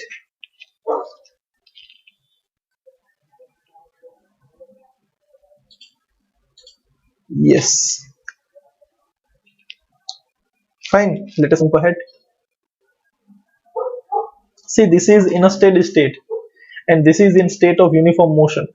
આ steady સ્ટેટમાં જ રહેશે ને પેલું uniform મોશનમાં જ રહેશે ક્યાં સુધી જ્યાં સુધી આપણે એને કોઈ અનબેલેન્સ ફોર્સ અપ્લાય ન કરીએ ત્યાં સુધી આને હું ધક્કો મારું તો જ મોશનમાં આવશે આને હું ધક્કો મારું તો જ આની વેલોસિટી વધશે ઓર ઘટશે right this property of body to continue its state of motion is called inertia પોતાના મોશનની અંદર કોઈ પણ ટાઈપનો ચેન્જ ન આવવા દેવો that is called inertia.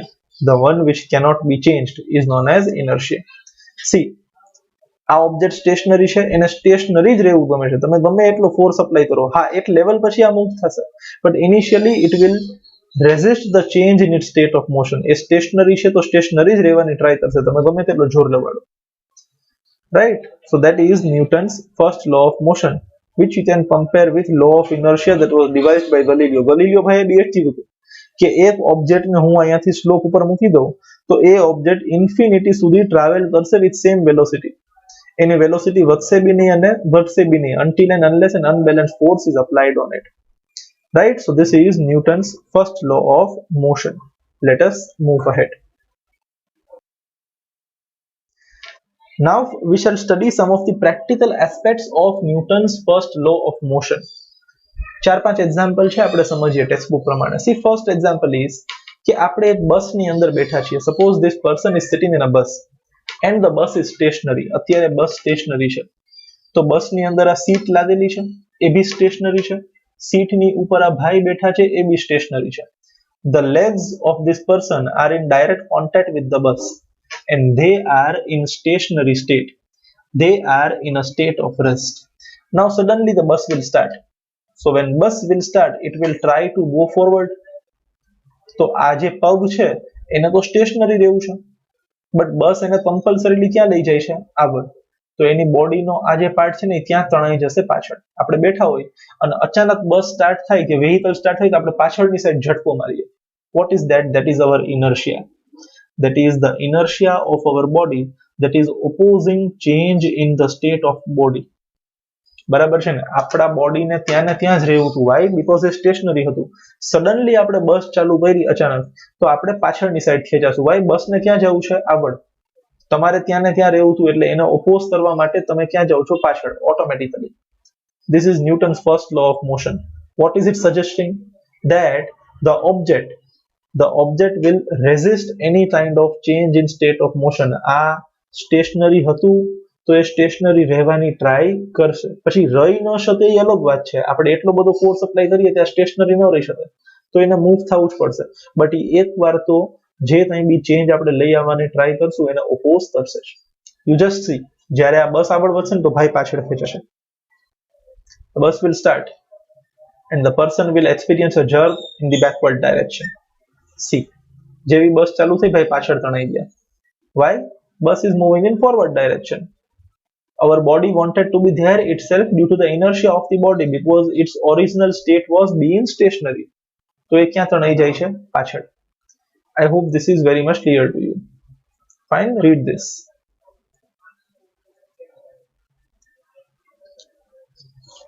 Upper part of our body opposes this motion to go ahead from stationary state, hence it comes back, showing the inertia, showing the opposition. આનો exact opposite ક્યારે થશે જ્યારે એક બસ ચાલતી હોય ને તમે બ્રેક મારો ત્યારે see this bus is moving આ બસ ચાલી રહી છે બોડીને ત્યાં જવું છે આગળ બટ સડનલી તમે બ્રેક મારો બરાબર ને તો બોડી હજી આગળ જશે why this happens? Please understand this. I will pause this.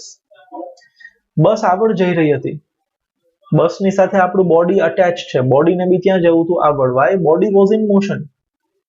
Right બસ મસ્ત મજાની 40 ની સ્પીડ ઉપર જઈ રહી હતી બોડી બસને ચોટીને બેસેલી છે તો બોડી બી 40 ની સ્પીડથી આગળ ટ્રાવેલ કરી રહી હતી it was in uniform motion now I am suddenly applying brakes right I am suddenly applying brakes so when I apply brakes મારી બસ ક્યાં રહી જશે પાછળ જે બસને આપણે આગળ લઈ જવાની હતી એ ક્યાં રહી જશે? પાછળ રહી જશે. તો બસનું બેકવર્ડ ડાયરેક્શનમાં મૂવમેન્ટ થયું તો બોડી એને ઓપોઝ કરવા માટે ફોરવર્ડ ડાયરેક્શનમાં લીન થશે. Why? Because originally body was going in forward direction. We suddenly stopped the bus, જેના લીધે બોડીને પાછળ રહેવું પડ્યું. તો બોડી પોતાનો ઉપરનો પાર્ટ આગળની સાઈડ નમાવશે કે ભાઈ ના મારે તો આગળ જ જવું હતું. તમે અચાનક બ્રેક મારી એટલે આપણે પાછળ રહી ગયા. આવું બસમાં તમારી સાથે ઘણી બધી વાર થતું હશે. તમે આમ એસટી બસની અંદર જાઓ તો એસટી બસમાં પેલું પકડવા માટે ઘણા બધા પોલ્સ આપેલા હશે, પેલા હેન્ડલ આપેલા હશે, ઘણા બધા હૂક આપેલી હશે પકડવા માટે. ભાઈ અચાનક ડ્રાઈવર બ્રેક મારે તો તમે ખેંચાઈને આગળ ન વયા જાવ, એટલે પકડવા માટે તમને સપોર્ટ આપેલો હશે. That is the reason. એવી જ રીતના જે આપણે કારમાં બેસીએ છીએ તો આપણને પેલું સીટ બેલ્ટ આપેલું હશે. ભાઈ અચાનક આપણે કારને બ્રેક અપ્લાય કરીએ તો આપણે આગળની સાઈડ જાય તો આપણું માથું સ્ટેરિંગ ઉપર કે કારના કોઈ પાર્ટ સાથે ન ભટકાય, એના માટે આપણને સીટ બેલ્ટ આપવામાં આવે છે. રાઈટ. સો આ બધી વસ્તુ બહુ ગોઠવીને બનાવવામાં આવેલી હોય. ઇન ધ સેમ વે જ્યારે બસ અચાનક ટર્ન લે, તમે જુઓ વેહિકલમાં તમે જતા હોય, ગાડીમાં જતા હોય, ઓર તમે રોલર કોસ્ટર્સમાં તો ઘણી બધી વાર બેઠેલા હશો. when the roller coaster moves with speed અને સડનલી એ લેફ્ટ ટર્ન મારે ને તો આપણે રાઈટ સાઈડ ખેંચાઈ જાય, અને રાઈટ સાઈડ ટર્ન મારે તો આપણે લેફ્ટ સાઈડ ખેંચાઈ જાય. આવું ઘણી બધી વાર આપણી સાથે થયું છે. બરાબર ને? વેહિકલમાં બી આવું થાય છે. તમે કારની અંદર બેઠા હો અને કાર ફૂલ સ્પીડ ઉપર જતી હોય અને અચાનક જ લેફ્ટ ટર્ન લે તો તમે રાઈટ સાઈડ ઢળાઈ ગયા હોય. You experience the force in opposite direction. Let us see that.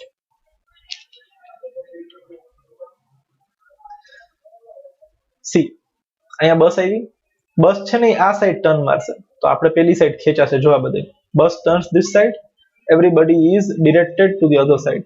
પેલી બાજુ નમશે બધા.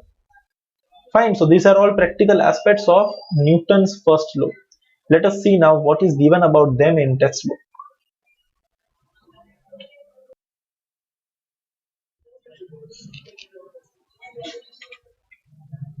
We tend to remain at rest with respect to the seat until the driver applies a braking force to stop the motor car.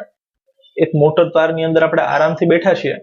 So motor car આગળ જઈ રહી છે, but motor કારની અંદર આપણે આરામથી બેઠા છીએ. ડ્રાઈવર જો અચાનક જ બ્રેક અપ્લાય કરે તો આપણે ફોરવર્ડ ડાયરેક્શનમાં લીન કરીએ.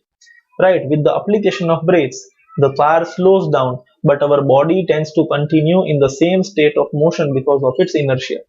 વેહિકલ ક્યાં જઈ રહ્યું હતું? આગળ. વેહિકલની અંદર આપણે બેઠા છીએ, we were also going forward, but suddenly the driver applied brakes, તો ગાડી ક્યાં રહી ગઈ? પાછળ. બટ આપણા બોડીને ક્યાં જવાનું હતું? આગળ. So our body will lean forward due to its inertia. Right. A sudden application of the brakes may thus cause injury to us by impact or collision with the panels in front. Safety belts are worn to prevent such accidents. Safety belts exert a force on our body to make the forward motion slower. I hope this is clear. આપણે હમણાં જ સમજેલું હતું. બસીસમાં ઘણી બધી વાર પેલું પકડવા માટે સપોર્ટ રાખેલો હોય અથવા તો સેફટી બેલ્ટ્સનો યુઝ થાય છે. ભાઈ કે ડ્રાઈવર જો સડનલી બ્રેક અપ્લાય કરે તો આપણે ફોરવર્ડ ડાયરેક્શનમાં જઈને ભટકાઈ ન જઈએ. તો ફોરવર્ડ ડાયરેક્શનમાં જવા માટે આપણને કંઈક સ્લો ડાઉન કરવા માટે હોવું જોઈએ, તો આપણે સેફટી બેલ્ટ બાંધીએ છીએ. Right. An opposite experience is encountered when we are standing in a bus and the bus begins to move suddenly.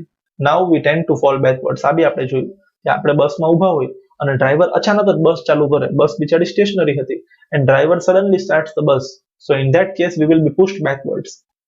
Why? Our body was at rest.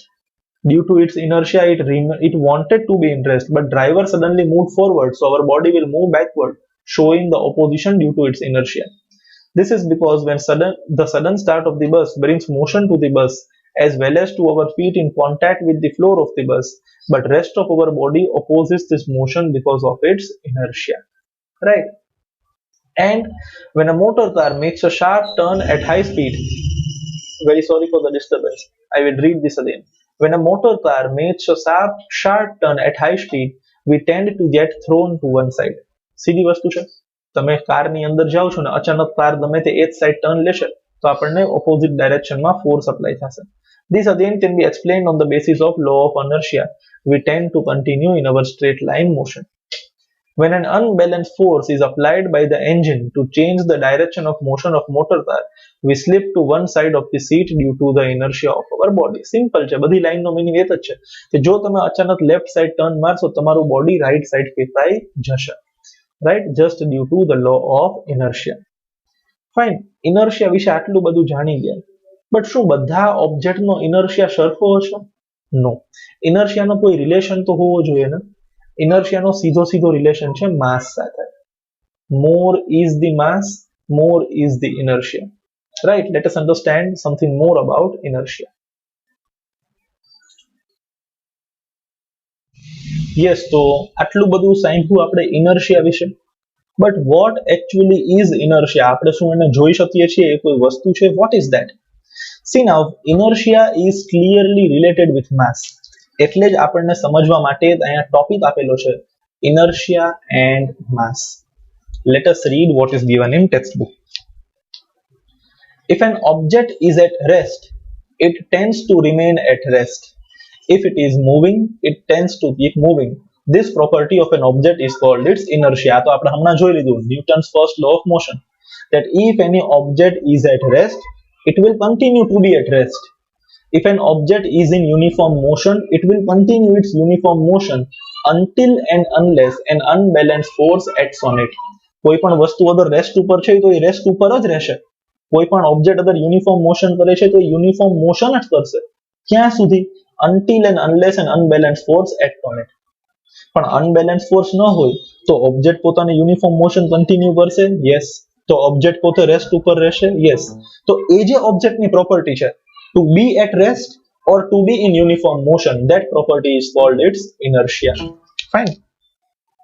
Do all the bodies of the have the same inertia? No, definitely not. શું બધા બોડીનો inertia same છે? ના, જરા બી નહીં. બધા બોડીનો inertia અલગ અલગ છે. So what is that property which differentiates inertia of different bodies? If we kick a football, it flies away. તમને ફૂટબોલ રાખીને આપ્યો છે જમીન ઉપર, લાત મારશો ક્યાં ક્યાં વયો જશે? Sorry for the disturbance, just a minute. Yes. If you kick a football, it flies away.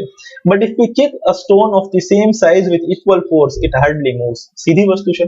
તમને જમીન ઉપર એક ફૂટબોલ રાખીને આપ્યો છે, એને કિક કરો તો ક્યાં ક્યાં વયું જશે? બરાબર ને? બટ તમને જમીનની ઉપર એક સ્ટોન રાખીને આપ્યો છે, same size of the football, અને તમે એને ઇક્વલ ફોર્સથી મારશો તો એ સ્ટોન નહીં હલે, તમે હલી જશો, પગ ભાંગી જશે. બંનેની સાઇઝ સેમ છે, still they have different inertia. Why? Because the mass of football and stone are different. Right? Thus, heavier or more massive objects offer larger inertia. Quantitatively, the inertia of an object is measured by its mass. Right? The measure of the inertia of a body can be obtained from the measure of its mass. More is the mass, more will be the inertia offered. Less is the mass, less will be the inertia offered. Right? Inertia is the natural tendency of an object to resist a change in its state of motion or of the rest. What is it? Natural tendency. Let me highlight this.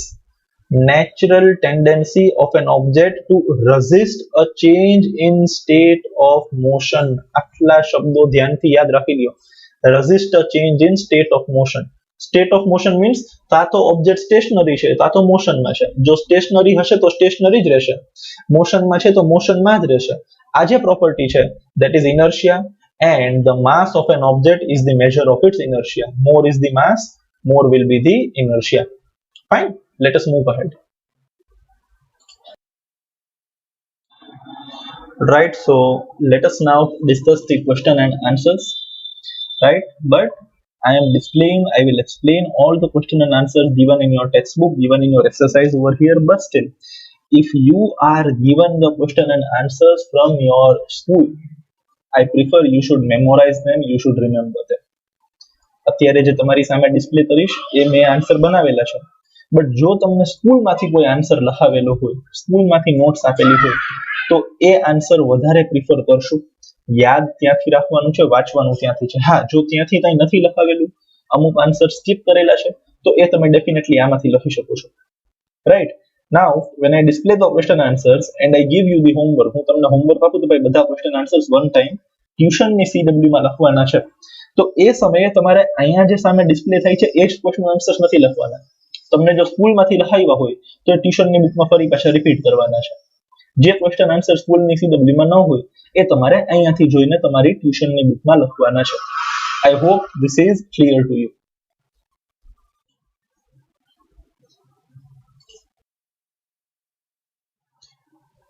All right, so let us see the first question. Which of the following has more inertia? Now we have already discussed that inertia is directly related to mass. More is the mass, more is the inertia. So when I see the first one, a rubber ball and a stone of the same size, the answer will be a stone. Sorry for the disturbance, but the answer will be stone. Why? Because the mass of the stone is more, right? The mass of the stone is more. So stone will be our answer. Just a minute. Yes. So first answer is stone. Next, a bicycle and a train. Definitely a train will be having more inertia because of more mass. A 5 rupee coin and a 1 rupee coin. Definitely a 5 rupee coin because it has more mass. Fine. So these are your answers. All right. So let us now see the second question. Sorry. Uh, Let me select the marker over here first. Yes. So in the following example, try to identify the number of times the velocity of ball changes. અહીંયા example આપેલો છે એમાં ball ની velocity કેટલી વાર change થાય છે એ આપણે કહેવાનું છે. Also identify the agent supplying the force in each case. દરેક વખતે velocity કોના લીધે change થાય છે એ બી બતાવો. Okay, so let us read this. A football player kicks a football to another player of his team. એક ફૂટબોલ પ્લેયરે બીજા football પ્લેયરને kick મારીને બોલ પાસ કર્યો તો ફર્સ્ટ ટાઈમ ફોર્સ અહીંયા ચેન્જ થઈ છે, right? Sorry, velocity first time changes over here.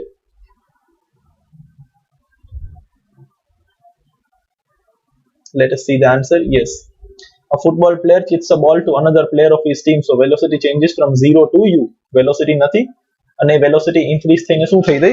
u થઈ જાય. Fine. Next, a football player kicks a football to another player of his team. અહીંયા એક પાર્ટ બેઠો. Who kicks the football towards the goal? એટલે જે બીજા પ્લેયરને આપણે બોલ પાસ કર્યો એ ફરી પાછો એ બોલને કિક કરે છે in order to goal it, right? So the second player hits the ball towards the goal. Velocity changes from u to v. બીજી વાર વેલોસિટી ચેન્જ થઈ. એક પ્લેયરે બીજા પ્લેયરને આપી 0 માંથી u થયું. બીજા પ્લેયરે એને કિક મારીને ગોલ કરવાની ટ્રાય કરી, u માંથી વેલોસિટી વધીને કેટલી થઈ ગઈ? v. The goalkeeper of the opposite team collects the football. Goalkeeper of the opposite team collects the football. તો ફૂટબોલની વેલોસિટી v હતી એમાંથી શું થઈ ગઈ? 0, because goalkeeper બોલ પોતાના હાથમાં લઈ લીધો છે. So again the velocity is changing from v to 0 and kicks it towards a player of his own team. So again the velocity changed from 0 to another velocity, that is u. So in all the velocity changes 4 times. પહેલો player બીજા પ્લેયરને આપે છે, એકવાર change થઈ. બીજા પ્લેયરે goal કરવાની try કરી, બીજી વાર ચેન્જ થઈ. એને ગોલ કરવાની ટ્રાય કરી તો ગોલકીપરે બોલ પકડી લીધો, થર્ડ ટાઈમ ચેન્જ થઈ. અને ગોલકીપરે પોતાની ટીમના કોઈ પણ પ્લેયરને બોલ આપ્યો તો fourth time the velocity is changing. કોણે ચેન્જ થઈ એ બી અહીંયા લખેલું છે. Pause the video and write this in your CW. Let us see the question number 3. Explain why some of the leaves may get detached. Right? Why some of the leaves may get detached from a tree if we vigorously shake its branch. કોઈ tree છે એ normally એની રેસ્ટની પોઝિશનમાં હોય છે, તો ટ્રીની ઉપર જે leaf હશે એ બી રેસ્ટની પોઝિશનમાં હશે. હવે જો આપણે ટ્રીને વિગરસલી શેક કરીએ, so we are opposing the inertia of the leaves. લીવ્સને ખરેખર રેસ્ટ ઉપર રહેવું હતું, બરાબર ને? બટ આપણે એને ફોર્સ આપીને મૂવમેન્ટ કરીએ છીએ. સો as a part of reaction, બરાબર ને, as a part of opposition આપણે લીફનો ઇનર્શિયા ડિસ્ટર્બ કરીએ છીએ, તો લીફ એને ઓપોઝ કરીને ત્યાંથી તૂટીને નીચે પડે છે. Fine, let us read the answer. When we vigorously shake the branches of a tree, they come into motion, but the leaves in the branches tend to remain at rest due to inertia. આપણે બ્રાન્ચીસને move કરીએ છીએ, but branches ઉપર જે leaf હતા એ તો rest ઉપર હતા, એનો પોતાનો ઇનર્શિયા હતો. But we are going against its inertia, therefore they will fall while shaking its branches. Fine, let us move to number 4. Why do you fall in forward direction when a moving bus brakes to a stop and fall backwards when it accelerates from rest? હવે આ એક ક્વેશ્ચનમાં બે question છે. પહેલા આપણે આટલું જ વાંચીએ, right? Let us just read this much. Why do you fall in forward direction when a moving bus brakes to stop. मतलब कोई बस मूव થઈ રહી છે. For example, suppose the bus is over here and it is moving in forward direction and suddenly brakes are applied or bus stops. તો જ્યારે આ બસ અચાનક ઊભી રહે છે તો આપણે એ બસની અંદર બેઠા હોય, so we lean forward. અચાનક તમે જો બસની અંદર તમે આરામથી ઊભા હો ને અચાનક ડ્રાઈવર ભાઈ બ્રેક મારે, તમે ઝટકો થઈને આગળની બાજુ ફેંકાવ છો. Why is it so? Simple reason છે. The bus is moving in forward direction અને બસની અંદર આપણે છીએ તો આપણે બી બસ સાથે અટેચ છીએ. So our body is also involved in motion in forward direction. આપણું બોડીને બી ક્યાં જવું છે? આગળ. એનો પોતાનો ઇનર્શિયા છે. Our body is following the law of inertia for motion. એને આગળ જવું છે. સડનલી બે બ્રેક મારી તો મારો મોશન તો ઓપોઝ થયો, મારે જવું તું આગળ, બટ બ્રેક મારવાથી હવે હું આગળ જઈ શકતો નથી. So as a part of opposition my body will lean forward. Right, let us read the answer now.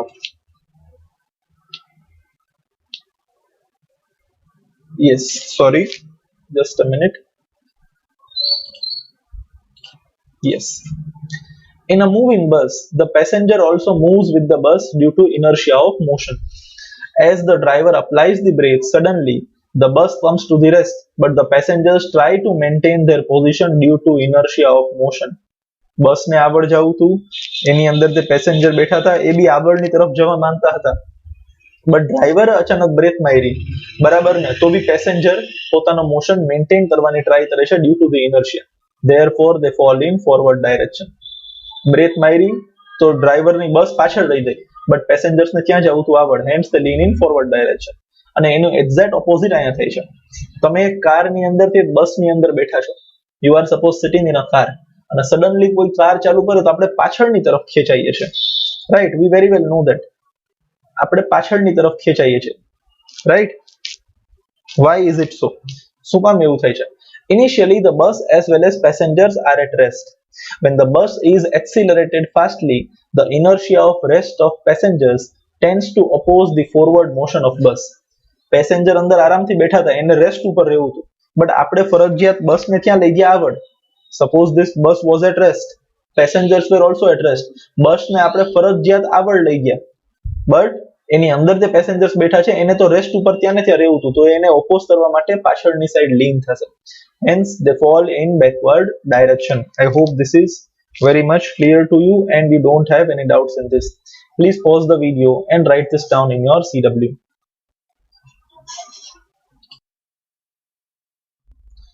Let us go with the first question of the exercise. Exercise ની અંદર આપેલું છે, an object experiences a net zero external unbalanced force. એક object છે, એની ઉપરનો total unbalance force કેટલો છે? Zero. એને ક્યાંયથી કોઈ અનબેલેન્સ ફોર્સ લાગુ પડતો નથી. The net force is zero. Is it possible for the object to be travelling with a non zero velocity? શું એ ઓબ્જેક્ટ કોઈ નોન ઝીરો વેલોસિટી, મતલબ એની કોઈ વેલોસિટી હોઈ શકે છે? નોન ઝીરો મતલબ એની કોઈ વેલોસિટી છે? If yes, state the conditions that must be placed on the magnitude and direction of velocity. If no, provide a reason. સૌથી પહેલા તો ક્વેશ્ચન સમજી લો. ભાઈ શું કહે છે કે મારી પાસે એક ઓબ્જેક્ટ છે, બરાબર ને, શું એવું પોસિબલ છે કે આ ઓબ્જેક્ટની ઉપર કોઈ પણ જાતનો અનબેલેન્સ ફોર્સ એક્ટ ન કરતો હોય તો બી એની કોઈ વેલોસિટી હોઈ શકે? The answer is yes. આપણે ભણી ચૂકેલા છે કે કોઈ પણ ઓબ્જેક્ટ મોશનમાં છે ડઝ નોટ મીન કે એની ઉપર કોઈ અનબેલેન્સ ફોર્સ એક્ટ કરે છે. એક ઓબ્જેક્ટની ઉપર કોઈ પણ જાતનો અનબેલેન્સ ફોર્સ એક્ટ ન કરતો હોય તો બી એની વેલોસિટી હોઈ શકે છે. So first of all the answer is yes. બરાબર ને? The answer is yes. It is possible. હવે એના માટેની કન્ડિશન શું છે? What conditions must be placed on the magnitude and direction of the velocity? So these are the conditions.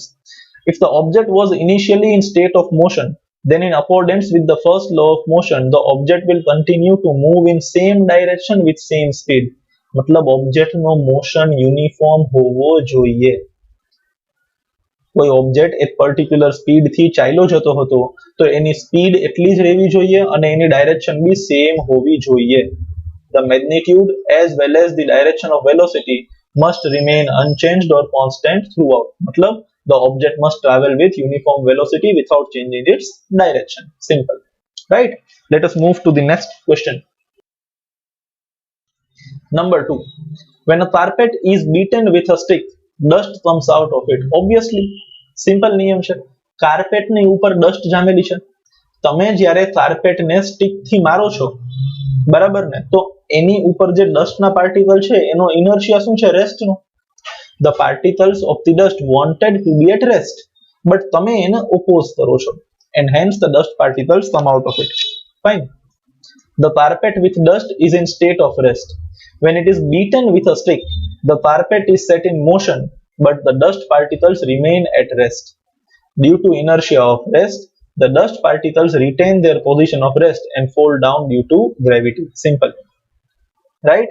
Dust particles કાર્પેટની ઉપર હતા. તમે સ્ટિકથી કાર્પેટની મારી તો carpet was set in motion, due to which the dust particles also has to be set in motion, but they wanted to be at rest. So in opposition માટે they will move out. Fine. Let us read number 3. Why is it advised to tie any luggage kept on the roof of a bus with a rope? બસની ઉપર કોઈ સામાન રાખીએ તે ટ્રકની ઉપર કોઈ સામાન રાખે તેને રસ્સીથી શું કામ બાંધવામાં આવે છે? ઓબ્વિયસલી બસ ઉપર આપણે જઈએ છીએ તો અચાનક ક્યારે ટર્ન લેવાની થઈ, ક્યારે અચાનક બ્રેક મારવાની થઈ, ક્યારે સ્પીડ વધારવાની થઈ. હવે જેમ આપણે આની પહેલાના એક્ઝામ્પલમાં જોયું હતું કે અચાનક આપણે સ્પીડ વધારીએ તો આપણે પાછળની સાઈડ ખેંચાય, અચાનકની બ્રેક મારીએ તો આપણે આગળની સાઈડ જઈએ છીએ. હવે માની લો બસની ઉપર સામાન રાખ્યો એને બાંધીએ નહીં અને અચાનકની બ્રેક મારીએ તો બસ ત્યાં ને ત્યાં જઈ સામાન વયો જાય, આગળ પડી જાય. તો આવું કંઈ ન બને એના માટે આપણે સામાનને રસ્સીથી બાંધવો પડશે. That is a simple reason, right? In a moving vehicle like bus, the motion is not uniform. The speed of vehicle varies and it may apply brakes suddenly or take sudden turn. The luggage will resist any change in its state of rest or motion due to inertia, right? And this luggage has the tendency to fall sideways, forward or backward. Hence, to avoid the fall of luggage, it is tied with the rope. Fine. Let us move to number 4. Yes. A batsman hits a cricket ball which then rolls on a level ground.